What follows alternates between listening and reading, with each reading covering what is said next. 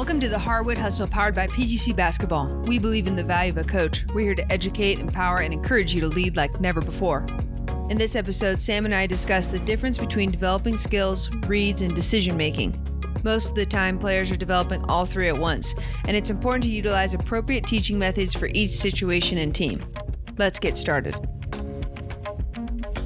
Welcome back to the Hardwood Hustle. Sam and Lisa with you today. And Lisa, I'm excited about this conversation because we're going to talk about decision making and reads, how to make a right read, how to make the right decision, and the skill that goes along with it. There's a lot to unpack here, and I'm excited about that. So when talking about this, Lisa, I think a really important question for players and coaches to ask themselves and their teams is, what are the most common decisions made on offense? For a moment, we're going to talk offense. What are the most common decisions or reads made within your offense? And then to follow that up, how are you training it? How are you developing it in your practice? Before we go there with it, though, I'm putting you on the spot. What is the most common decision or read made for a player on offense, in your opinion? Well, Sam, I know you love this topic, so I'm excited to get into it. And when you first brought this up, I think we were talking about skills versus decisions. And part of this is just troubleshooting as everybody's starting to get into their season along the way. Like, do I have a skill problem or do I have a read problem? And where are my players struggling? And often it's with the read. They have all the skills, they have the tools, they can dribble, shoot, and pass, but they have to be able to execute versus the defense. And so I think the most common one we think about a lot of times is when the player has the ball in their hands and there's, to shoot or to not shoot. And then there's, maybe you've driven and you get into the paint, and a lot of players, this is where we turn it over. So, coaches sometimes will try to keep players out of the paint that shouldn't be in there because they make such poor decisions. And so it's like, we don't want that player doing any of that, but we want to help those players. Like, I think the how to pass, when to pass, who's open, like that to me is such an important part of the game because turnovers are so detrimental to your offense. There's obviously off the ball reads that I know you're going to talk about too when you don't have the ball in your hands, and that happens a lot depending on the offense you run. There could be more or less, but this is just an important conversation about coaches figuring out where their offense is and what they want to do to help their players so they can have the most success. Absolutely. Well, Lisa, I think actually we need to zoom out and define what a skill and a read and a decision are. So I might have jumped us a little bit further down the road than we needed to.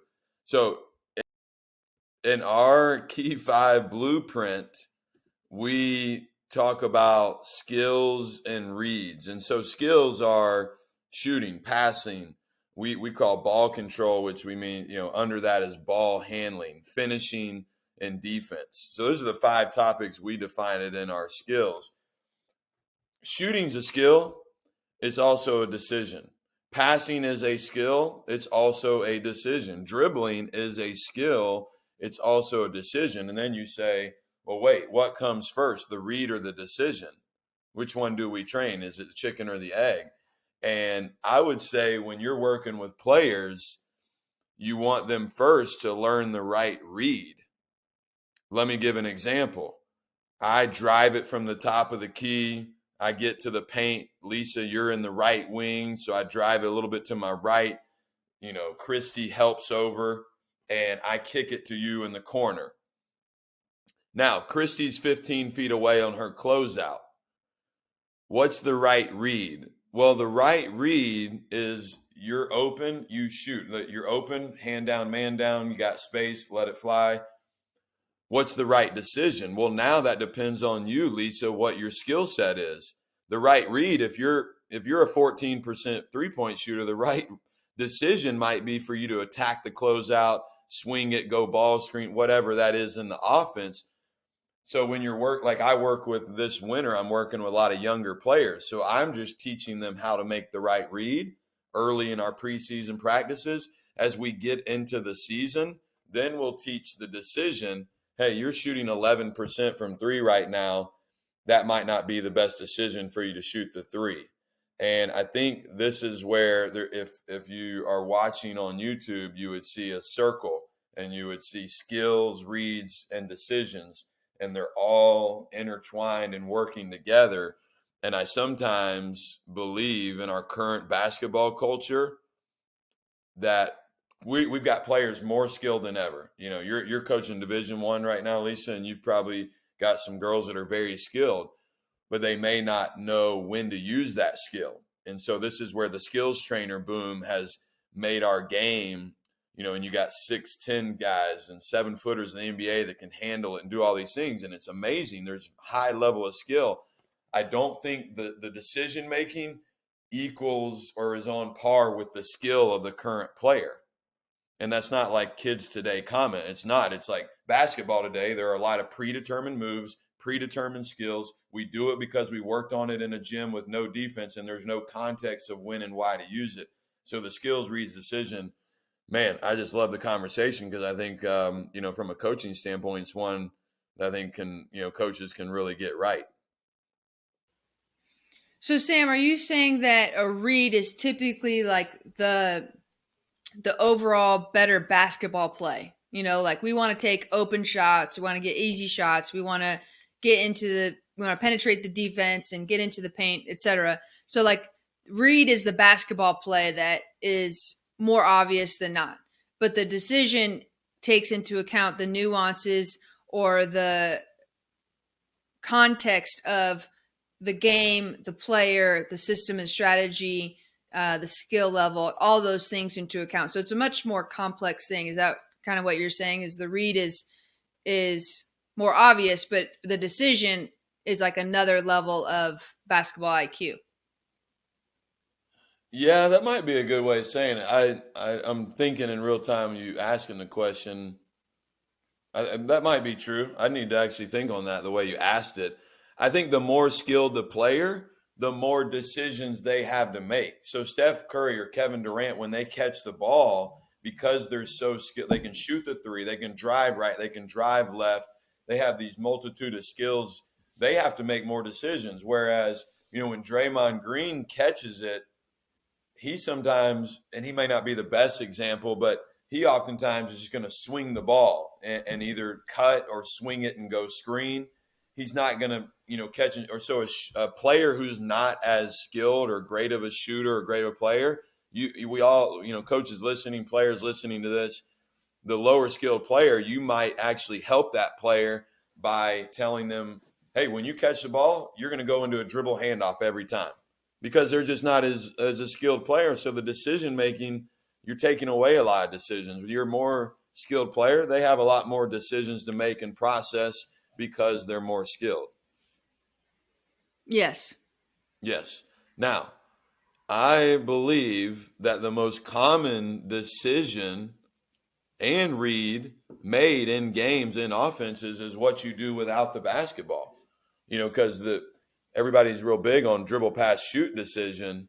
But there's 4 other players on the court, and in a 32-minute high school game and a 40-minute college, a 48-minute pro game, the majority of the game you play without the ball. You know, so in a 40-minute college game, 20 minutes maybe on offense, 20 minutes on defense. So you're 20 minutes on offense. And I've charted this. I've sat down and charted games of high-level players, and the best players just don't have the ball that much. That's the best player. So what you do without the ball, when do I fill? When do I space away? When do I stand? When do I cut? When do I backdoor? Are we working on that with our players? Those are the most common decision. And so I would argue you got to work on that every day in practice. Yes. I might disagree, though, in some ways, because a lot of what you do without the ball is dictated on the ball. And so you're actually making a lot of reads. Like if you play, you know, the read and react offense. Sorry, hold on. What are you disagreeing with? Just so we're on the same page. You were calling them decisions. Oh, I'm sorry. Yeah. Let me clarify. I'm putting decisions and reads in the same box because I'm reading the help side defender, which then forces me to make, the read allows me to make the next decision. Oh, the help side is ball watching. that allowed me to make the decision. I'm going to backdoor cut, or some people call it a bridges or a Marion, whatever that cut is that you call. Mm-hmm. Mm-hmm. Yeah. So yeah, I think part of that though is it's not an isolation, right? A lot of times it's where's the ball, what are they doing? Is my teammate shooting the ball? Is my teammate driving? Where are they driving? They're driving baseline, they're driving middle. There's just a lot of movement that happens off the ball dictated on what it does and where it's going and who it is. And so I think that's just really important that we obviously want to teach our players that aspect of the game when we don't have the ball. And then there's also, we talked about this briefly before we got on, is just when you're running a lot of set plays, even what you said, Sam, where, if I'm receiving a down screen, should I curl here or should I back cut or use it, all that stuff. Like sometimes the play is designed either as a false motion. So we don't care what the defense is doing. We're always going to do this thing because we're actually just trying to get the defense to worry about you over here while we do something else with the ball. So sometimes that's not a decision at all. It's just executing it properly. And you're always doing the same thing. Or the coach has told you what to do. And maybe you're mixing it up, but it's dictated on when the coach tells you. So sometimes on offense, I think a big thing is really execution and not to get away from this discussion because I think the reads and decisions and all that is really important too. I just know that there might be some people listening thinking, well, I don't really want some people making that many decisions, or the decision in the read is already at some points already been made. So I think, yeah, well, you bring up a point. I think it's important to distinguish.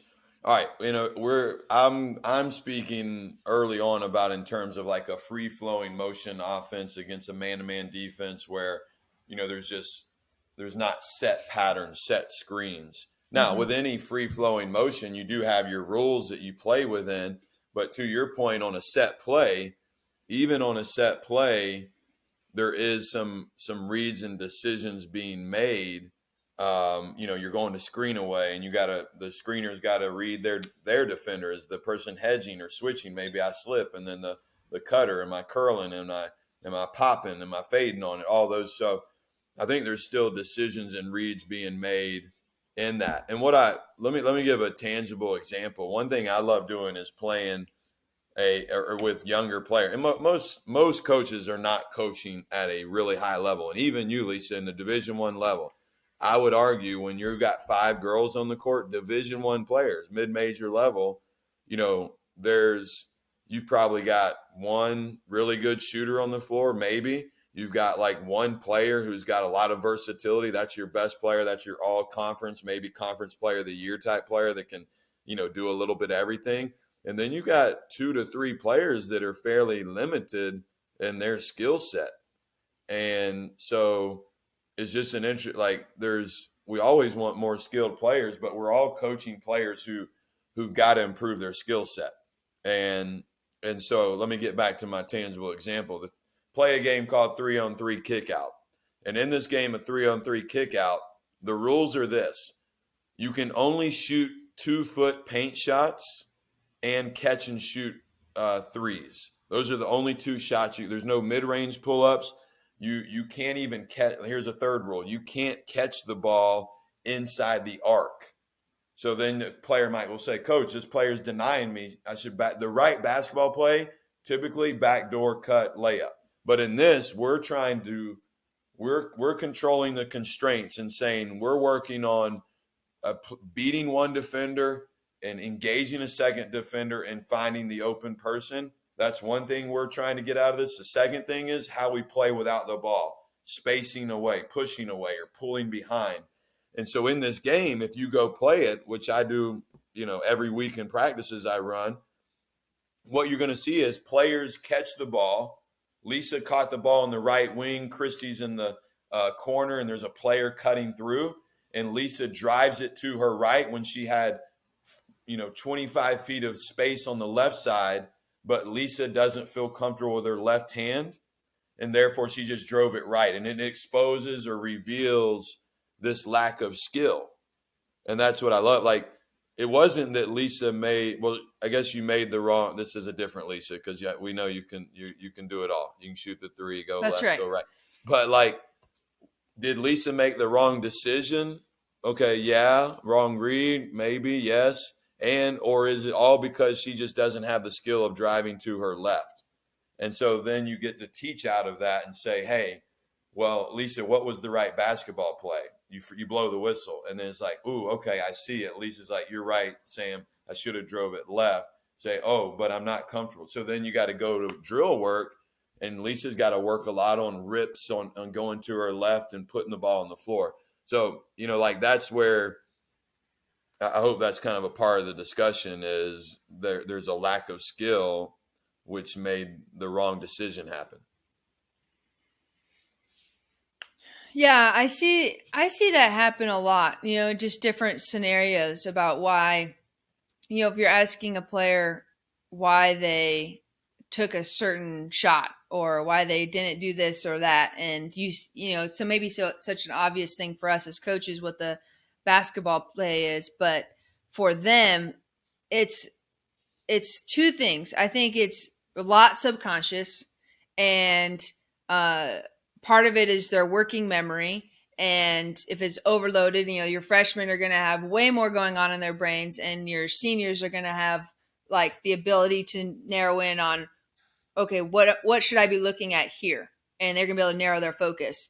And so with, a younger player who you might ask them, why didn't you go right? And they'll say, I don't know. And so Yeah. we kind of have to reveal to them what might be going on. They need to see, they don't know that their left hand is holding them, the lack of having a left hand is holding them back so much, right? And then they also don't know, sometimes the decision it's not a conscious decision. Like when we say the word decision in basketball, if you think about it in real life, you might have a minute to make a decision, a day to make a decision, and you have all these thoughts that may or may not go into it. Some of us are less decisive than others, but in basketball, it's really like it's quick. It's happens in the blink of an eye. Your brain decides what you're going to do, and so part of it is training these triggers or these things of like when you see this, it's like it's seeing the play before it happens. As that player's cutting through, your player should be recognizing, okay, the left side of the floor, as I'm receiving the ball, the left side of the floor is about to be wide open. That's when they're making their decision. And they're obviously at the same time reading the closeout. How close is this person? Because that decision is, I tell some players already, like, you're deciding whether or not to shoot it before you get the ball. Like that just happens. Like it's not, I catch the ball and then I read my defender. No, all these things happen at once. And so these are triggers and that are happening at a subconscious level that we have to set the environment and practice that they're getting these game-like reps and understanding like, players are going to mess up and fumble along the way because these aren't like conscious decisions they get to think about. These are triggers that are happening in less than a second over and over again. And so we have to just give them the tools so that they have great habits, because that's a huge part of being able to execute the right decision. And the second part is just being able to narrow their focus along the way about what are the most important things here. And then, like you said, with the decision, who am I? Who are they? What offense we're running? Time and score. Like it just layers upon itself as we get more complex, and especially towards the end of the season. Well, you bring up a great point because you're processing so much information. Like when you start thinking about it, there's a lot for a player to process when they catch the ball. Go back to let's talk about the person with the ball. I'm reading the on-ball primary defender. I'm reading help side defender. I'm reading my teammates. Are they giving me space? Are they crowding my space? Like there's a lot, and the Spurs made it really popular back 10 years ago with their 0.5 decision making, 0.5 second decision making. Let's make quick decisions and keep the defense at disadvantage. I heard a coach, gosh, on an interview, I forget which it was, but he actually taught his players, this is a college coach, he said, I want my players to hold it for 2 seconds. I want them to process longer and allow action to happen. They ran kind of a motion where they'd screen away and cut. And I like that because I've taught both ways. I mean, you're asking a pro, Pros are the best in the world, and they may be able to do it at 0.5, but even them, I see a lot of pros make bad decisions every night when I turn on an NBA game. So let alone a high school player making a decision. But back to your thing, what I liked you said, I think it's really important. Well, let me finish that. Guessing machine versus reading machine. We talk about that PGC. A lot of players, they just guess and they're not reading the defense. And it's like, well, no, basketball, you have to think and play. You have to do both. It's a thinking man, a thinking woman's game. So, like, are you developing reading machines or guessing machines? And then back to your last point, these are kind of my words, what I heard you say, but do you have the habits in place that allow you to make the right decision? Meaning, if you catch the ball and you look down and you don't have the habit of peeking, you don't have the habit of at least looking like you're going to shoot it, then you can't even make the right read because your head's down and your defender doesn't respect you. And yesterday I was on court. We were actually working on attacking a 3-2 zone. And we were playing out of the nail and the flanks. For those listening, that'd be like high post area and down in the short corner area. And we were working on being able to make like a flank to nail. When the nail dives, when the flank catches, and in the game, they kept turning it over because we can't execute that pass. Well, they weren't catching ready to shoot. They're just catching, looking to pass. We were teaching them, you're thinking shot first, the defender plays up in you, then you dump it down or throw it over the top. But it's all because, like, we thought they were making the wrong decision, but in some reality, they weren't doing the right habit / skill. And so if you, in a zone defense, when you're running zone offense, if you don't make a defender play you, that's where I see a lot of turnovers happen, because that defender just jumps passing lanes because they never honor you, and you got to engage a defender, at minimum one defender, hopefully two. So my point is, like, we revealed a lack of habit or a lack of skill, to your point, when we diagnosed it originally, either poor skill of passing or poor decision, but it went even further back, and they didn't have the habit of being ready, shot ready. Yeah, we work on that a lot because I think you just make it. The game is harder when you don't have the habits that keep the defense honest, and then then you have a smart defender who maybe knows you're not going to shoot it, so they're only closing out halfway. Like that's another thing to overcome, because then you need the skills, right? Now you need the skill of shooting a little bit more. And so all those things really work together in the decision-making process. And I think as coaches, we can get really frustrated on the sidelines, and we might not have the tools. They might, players might not have the tools. They might not be seeing the game. They might not have the habits. And maybe we're not putting a certain player in the right position to be successful. When you reference the NBA, I think one thing that they have, or a good team in the NBA really has, is clarity in their role. And so that allows the ball to move faster, because they only have a, either or decision to make if they're a shooter or if they're this or that. And so I think as the youth level, we're still developing. So we want everybody to have those decisions, in the high school, we might be able to create some more clarity, and hopefully in college we have that. But every player, every young player who's not a professional, right? Like, they want more. They want more responsibility. They want a bigger role. They want to provide more value. And so I think we have to constantly battle the developing a player, but also giving them clarity in their role and setting them up for success. And so, we could be in a game, and like you just said, Sam, that there's a lot of different things to diagnose there. All right, this is really good. You're getting me excited, because I think that is a really critical point here. Like, the development, like, I live in development world for most of the calendar year, where I'm just developing players. I'm coaching a lot of teams. I'm going to coach, Lisa, about 90 plus games in the next 3 months. Like, I'm going to be coaching 3 seasons worth in one season, and I'm excited about it. But I'm in development, but I also, helping these players learn how to win. But my point, back to your point on the NBA, pro player, WNBA, whatever it is, you're right. Like, think about the Houston offense with James Harden. It was all predicated off Harden coming off a ball screen, having corner shooters. And so PJ Tucker, had to just be a really good corner 3-point shooter. Occasionally, he might drive that closeout. And so he didn't really have many decisions to make. It was shoot it or drive it. Maybe a third was to pass it, like make a one more to the up to the high wing for a one more, click click boom shot. Um, and so you're right. Like they just narrow the focus. They get high clarity. This is what you're going to do. You even see like college players who are all Americans that can play off the bounce. They get in the pros, all of a sudden they're just a corner 3-point shooter because you got somebody a lot better than you that could do that. And so back to, all right, so that's one example. And I battle this. So let me just be vulnerable. I battle this a lot.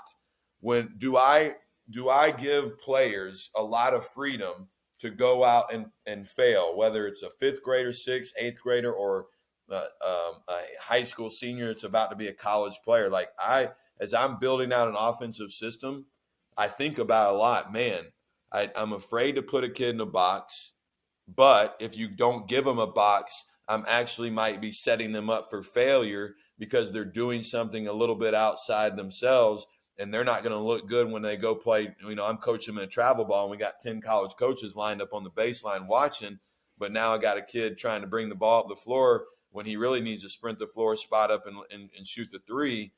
And like, man, these are the hard decisions that don't get talked about. Like, where's development come in, and where does role identification? And I'll just add, this is one thing I see in practice is that a lot of we talk about having game like practices, we talk about playing small sided games, we talk about having competition, and like we absolutely need to have competition in practice. And so when you make a lot of things competition, you then you're adding to the equation for players of what do I need to do to win. And so I think it's smart because they need to know what their role is. They need to know where their value brings. Like, do I need to be an crazy offensive rebounder in this drill? Do I need to be a spot up shooter? Because that's my, maybe stay away from driving and being a decision maker because what I bring is 3-point shooting. And so like, that's good. But I think we have to recognize, are there times in practices where we are still focusing on player development and we're still helping, another player get those reps at, they're a 3-point shooter, but can they now put it on the floor, one dribble pull up? Can they now get to the paint and draw two and kick it out? And so that might not be their strength for winning the game that you've created in practice, but they also like, if we're trying to win in practice, we're trying to replicate winning in a game and making the best decision for your team. So helping players understand when they're doing what are we trying to accomplish in this drill? Hey, it's competitive, but we're working on things.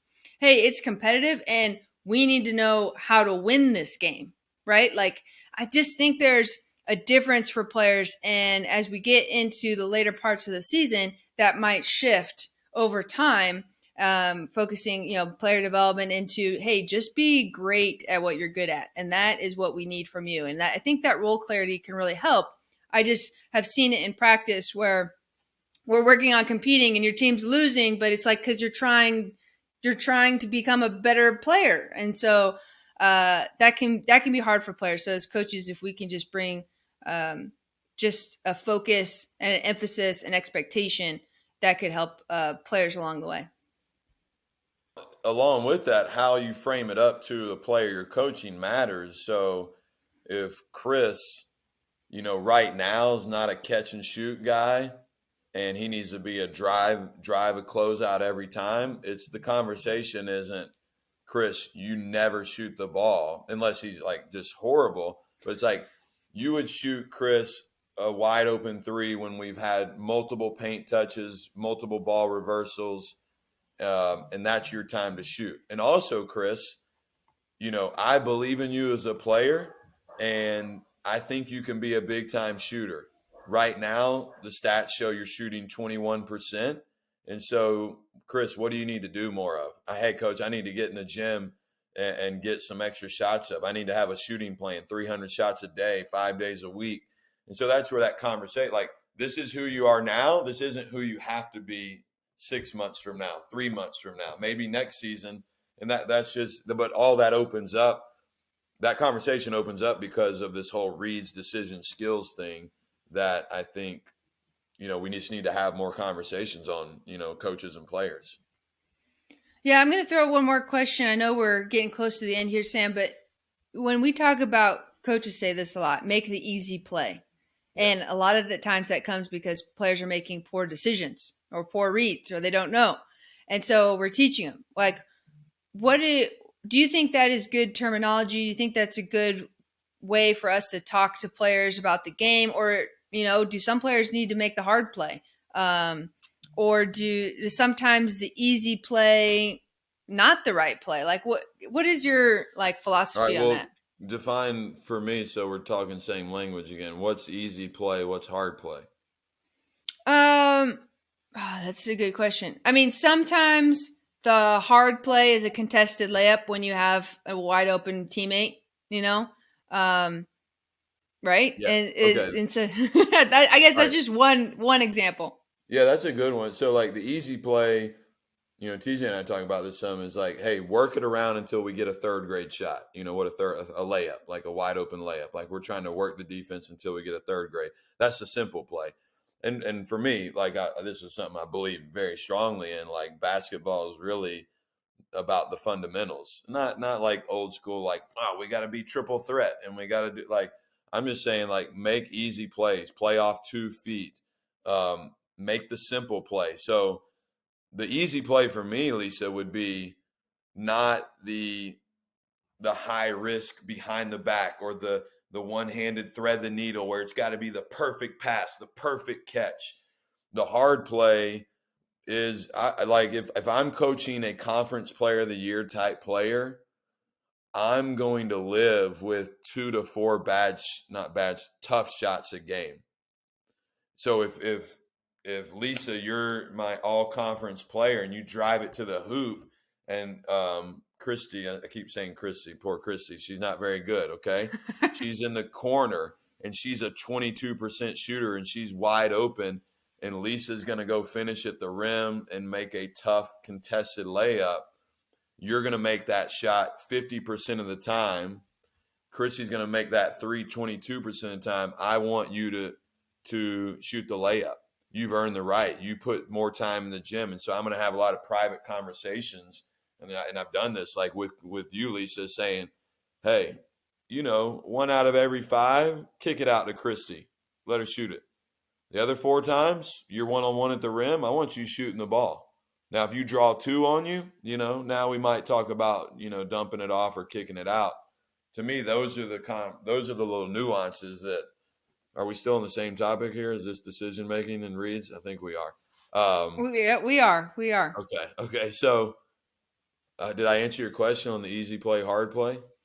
Yeah, I think so. I just think sometimes we use that and it's like, we get the ball to our best playmaker on the perimeter, and sure the easy play might be to move it one more, but the best play is to get to the paint and put pressure on the defense and to keep the advantage, and sometimes like getting to the paint and stopping on balance and being able to play out of there and take advantage of the defense, like that's hard, but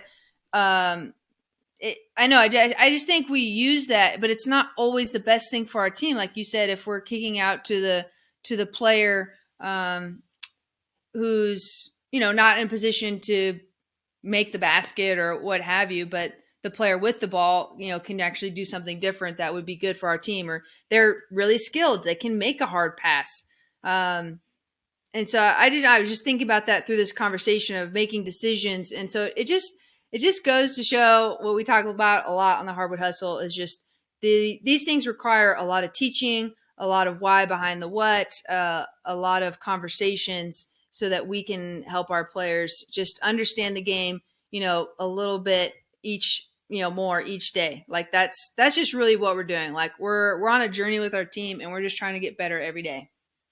Yeah, and I think too, another thing coaches can do in practices, like how do you develop these things? Well, you put them in positions to make that common decision. So I know on the middle school teams I'm coaching right now, a common decision, Lisa, is going to be a drive and kick. Do I continue to drive or when do I kick? And reading the next one pass away defender. And so we're going to work a lot. We're going to do a lot of 2-on-2 games where we work on that. And so how do you develop this decision making, the reads? Final thing here. You put them in small-sided games is one way, and you give some small constraints where, hey, it's a slot to wing drive or a slot drive down the lane line, and you either pass it or you keep driving, and that shooter has to catch and shoot or drive it. You only get one pass. That's one way. Or this is where you apply the art to the science. Play a 5-on-5 game, and then as a coach, jump in, blow the whistle, jump in there and do a quick teaching about what just happened, replay it, and have them walk through it, and you're teaching them. And then the third component, I think, to it all, Lisa, this is where I'd go to volume on-air reps, where you're repping out the skill of it. Like, can you be shot ready every time on the catch? Can you rip it and get 2 dribbles to the paint with your weak hand and play off 2 feet? So I think it's like this cyclical thing that you're constantly working on, and it's not, just one way of doing it. I think that's the formula behind developing skills, reads, and decisions. Yeah, I'll just throw in one last thought, because I think this can hold your team back too, is when you're repping things out, and you might be able to simplify the drill. You might go have a guided defender or 3-on-2 situation, and you're reading the help side. Like, I think reading the primary defender is one thing, reading the first level of help, but then there's the second level of help that a lot of players get hung up on, even at the college level. That's what we work on all the time. And so making sure that the rep is game-like. Like, if they're going on air, or if they're going, 3-on-2, and they're able to make a chest pass from, one side of the floor to the other because that's the right read. But, in a game, that pass is actually going to have to be, a jump stop, on balance, step into my pass, pivot across my body, overhead, to the opposite side. Like, we have to recognize what does the game and what is the, really the skill that's required to make after I've made that read. Because sometimes players might make the right read, but they're not executing the skill properly. The skill's to pass, but what kind of pass? You know what I mean? And I've seen, players not be able to pivot. And so you're doing the right thing, but if you can't pivot to make the, pass, the defense has a lot more of an advantage on you. And so there's a lot of things that can hang us up. So just thinking about in practice, like what, watching your game film, what do our players really need? And am I able to get them to execute that skill in a game-like manner, rep after rep? I love it. And hey, if you want to learn how to teach passing, they just go take the passing course created a couple years ago in our PGC coaching. That is a shameless plug. I have no shame in that. Spent a lot of time on that course, actually. So, Lisa, man, really good conversation. I think there's like a part 2, 3, 4, maybe even 5 on this. But love the conversation. Coaches, again, how are you teaching skills? How are you teaching reads? And then how are you teaching decision making? What happens the most in your offense? And then are you training and developing your players to be able to make the right reads and decisions in your practices? Those are important questions to ask. That is Lisa. I am Sam. We are the Hardwood Hustle. Thanks again for tuning into this episode of the Hardwood Hustle, where we believe in the value of a coach. Be sure to check us out on Twitter and Instagram at Hardwood_hustle to stay up to date on the latest episodes and share your thoughts with our coaching community.